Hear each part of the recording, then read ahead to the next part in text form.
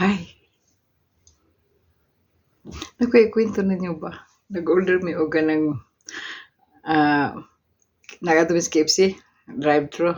Ana si Lisa ba? Hello, yung buto. Babae sa counter.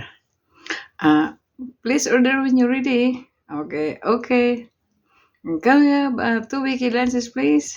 Ana din to ang babae. Yes, and what's the drinks? Yung luen mi nga. Ingon ko ni Lisa, ayaw nang coke part, di ko anang coke, anang orange lang. Yung pa si Lisa po, can we have orange please? Hold on.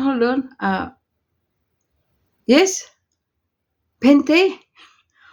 Wala ka ba sa man ng pente? Nahilam yung mikibalong sa ng pente.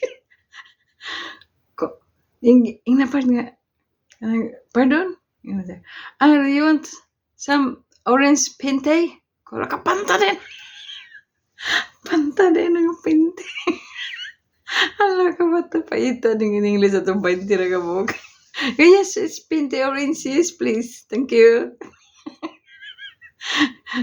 Nahinoktok ko pagkabot sa pistol. Pente naman din yung panta.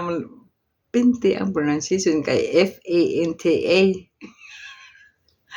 Tagabukin lagi na. 20 na ka buka English. Paita nga. Ay, nako. Saan na lang. Dagan kayo mga words nga di na mo masabtan.